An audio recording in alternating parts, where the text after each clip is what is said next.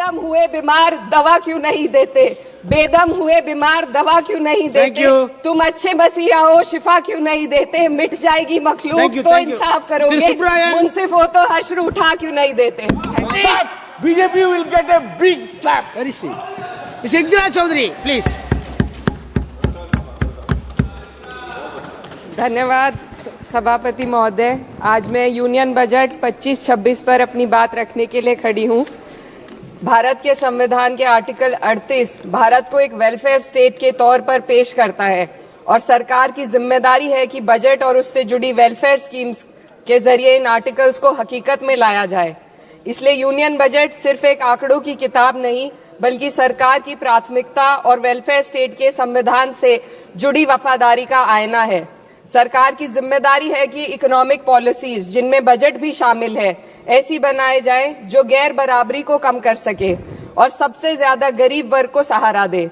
Budget वो lifeline है जिससे शिक्षा, स्वास्थ्य, पेयजल, social security, SC, ST, minority, गरीबों की भलाई के लिए स्कीमें चलाई जाती है।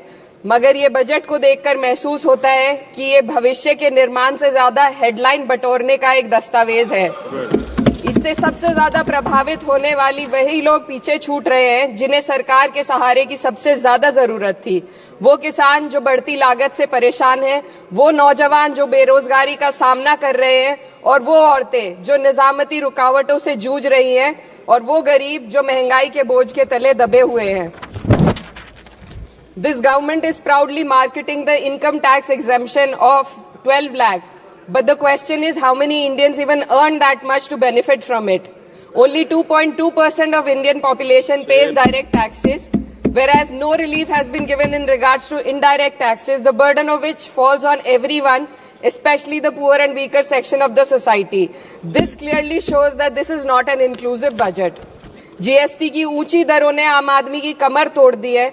जरूरत इस बात की है कि खाद्य सामग्री, दवा, स्कूल की किताबें और जरूरत की चीजों पर टैक्स कम किया जाए। पेट्रोल, डीजल पर टैक्स कम करने की कोई कोशिश नहीं हुई, जिसका सीधा असर हर नागरिक पर पड़ता है। आर्टिकल 41 कहता है कि सरकार को ये कोशिश करनी चाहिए कि वो अपनी इकोनॉमिक हालात और रिसोर्सेज के हिसाब से लोगों को रोजगार दे। इस बजट ने बेरोजगारी दूर करने की दिशा में कोई ठोस उपाय नहीं दिया है। नई नौकरियों की बात तो छोड़िए, जो पहले से थी वो भी खत्म होती जा रही हैं। स्किल डेवलपमेंट प्रोग्राम के नाम पर करोड़ों खर्च किए जा रहे हैं, मगर सवाल ये है कि ट्रेनिंग लेने के बाद कितने नौजवानों को असल में नौकरी मिल रही है। सरकार के पास इसका भी कोई आंकड़ा नहीं है। सरकारी विभागों में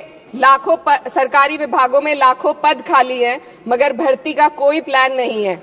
आर्टिकल 45, जिसके द्वारा सरकार की जिम्मेदारी है कि हर बच्चे को 6 साल की उम्र तक फ्री और जरूरी तालीम मिले ताकि उनका बुनियादी तालीमी डेवलपमेंट सही से हो सके, जिसको संसद ने शिक्षा का अधिकार अधिनियम बनाकर और भी मजबूती दी थी, परंतु इसकी जमीनी हालत क्या है वो किसी से छुपी नहीं है। नगरीय क्षेत्रों में सरकारी स्कूलों में शिक्षक न होने की वजह से स्कूल बंद हो रहे हैं तथा दूरस्थ ग्रामीण क्षेत्र के स्कूलों में टीचर ही नहीं पहुंच पा रहे हैं। सरकार कह रही है कि डिजिटल इंडिया और एआई से तालीम का इंतजाम होगा, मगर जरा जमीन पर देखिए, उत्तर प्रदेश में सिर्फ 22% सरकारी स्कूलों में कंप्यूटर है।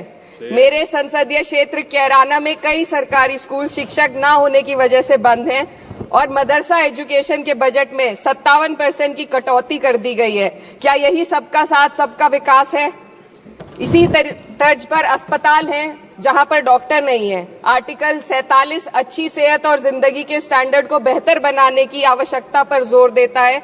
राज्य की जिम्मेदारी है कि लोगों की सेहत और उनके वेलबींग को बेहतर करने के लिए जरूरी कदम उठाए, लेकिन हकीकत यह है कि इस बजट का सिर्फ 2% ही आम जनता तक पहुंच पाता है। शामली जिले में 84 डॉक्टर की पोस्ट स्वीकृत है, मगर सिर्फ 29 डॉक्टर काम कर रहे हैं और गायनोकोलॉजिस्ट मात्र 1 है। दवाइयों की कीमतें बढ़ती जा रही हैं, मगर गरीबों के लिए कोई राहत नहीं है। सरकार ने महिलाओं के लिए बजट बढ़ाने का दावा किया, मगर 81% इसका बजट सिर्फ पोषण योजनाओं में डाला गया है। महिलाओं के रोजगार, उनके इकोनॉमिक इंडिपेंडेंस और सुरक्षा के लिए कोई ठोस योजना नहीं बनाई है। बेटी बचाओ बेटी पढ़ाओ का बजट घटा दिया गया, जिससे साफ है कि ये सिर्फ नारेबाजी थी और कुछ नहीं। किसानों की बदहाली हम सबके सामने है, लगातार चलती आ रही है। 2016 में कहा गया था कि 2022 तक किसानों की आमदनी दोगुनी होगी, मगर 2025 आ गया और एमएसपी पर कोई ठोस गारंटी आज भी दी नहीं गई है। गन्ना किसानों का बकाया अब तक नहीं मिल पा रहा है, और तो और उत्तर प्रदेश में अभी तक गन्ना मूल्य भी तय नहीं किया गया है। डीएपी, यूरिया और खाद की कमी से परेशान किसान आज भी सड़क पर प्रदर्शन कर रहे हैं। मजदूरों के लिए जो सबसे बड़ी योजना मनरेगा थी, सरकार कहती है कि मनरेगा ग्रामीण भारत की रीढ़ है, मगर बजट में कोई भी बढ़ोतरी नहीं मिलना बहुत शर्मसार है। औसतन 44 दिन का ही रोजगार मिल रहा है, जबकि स्कीम 100 दिन की गारंटी की होती है। भारतीय रेलवे देश के लोगों की जीवन रेखा है और इसी से यहाँ के लोगों की आर्थिक एवं सामाजिक जिंदगी चल रही है। देश के हर हिस्से को रेल कनेक्टिविटी से जोड़े जाना सरकार की कल्याणकारी नीति का हिस्सा है। मेरे संसदीय क्षेत्र कैराना के रेलवे से जुड़ी 2 मांगे लंबे समय से लंबित हैं। दिल्ली शामली सहारनपुर रेल लाइन का दोहरीकरण और पानीपत शामली मेरठ लाइन का सर्वे अति शीघ्र ही कराए जाने की बहुत पुरानी मांग को बजट में शामिल किया जाना चाहिए।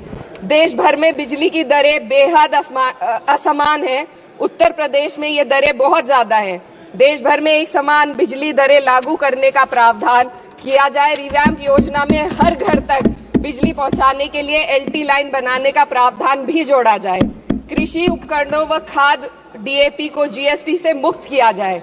किसानों की एमएसपी की मांग को पूरा करने के साथ साथ उत्तर प्रदेश के किसानों को गन्ना मूल्य निर्धारण पिछले वर्ष से बढ़ाकर किया जाना बेहद जरूरी है। जनपद शामली व मुजफ्फरनगर को एनसीआर में तो शामिल किया गया है, परंतु वहां पर कोई विकास नहीं हुआ तथा उसको कोई भी लाभ नहीं मिला है। वहां के लोग सिर्फ प्रदूषण के बाध्यकारी नियमों से परेशान हैं, इसलिए दोनों जनपदों को एनसीआर की सीमा से बाहर किया जाना चाहिए। मेरे संसदीय क्षेत्र में मैं कुछ चीजें बजट स्पीच में ऐड करना चाहती हूँ। एक, ट्रॉमा सेंटर और जिला अस्पताल के अपग्रेडेशन की भी मांग है। जनपद शामली और सहारनपुर में एक महिला डिग्री कॉलेज खोला जाए। कैराना में सर जस्ट कंक्लूडिंग, यमुना नदी के घाट पर सौंदर्य कार्य का भी कार्य जोड़ा जाए।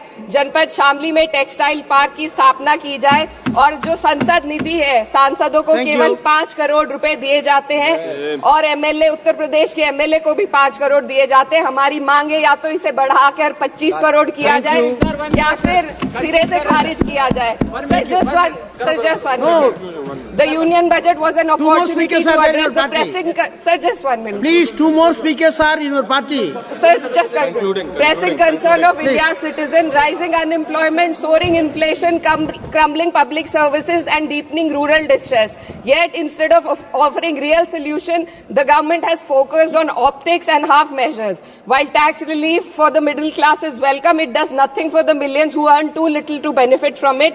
Education remains underfunded, rural employment stagnates and farmers continue to struggle without meaningful support. The delays in conducting the census and caste census further exposes the government's disregard for data-driven policy making and social justice. India needs a budget that prioritizes its people, not just its economic headlines, a budget that invests in human capital, strengthens social security and ensures dignity and stability for all. But what we have instead is another missed opportunity, one that fails the poor, the youth, the farmers and the women of this country. Budget प्रस्ताव पर अपने विरोध को मैं 2 पंक्तियों में आपके सामने रखना चाहूंगी। बेदम हुए बीमार दवा क्यों नहीं देते? बेदम हुए बीमार दवा क्यों नहीं देते? तुम अच्छे मसीहा हो, शिफा क्यों नहीं देते? मिट जाएगी मखलूक तो इंसाफ करोगे, मुंसिफ हो तो हश्र उठा क्यों नहीं देते? Thiru Subrayan,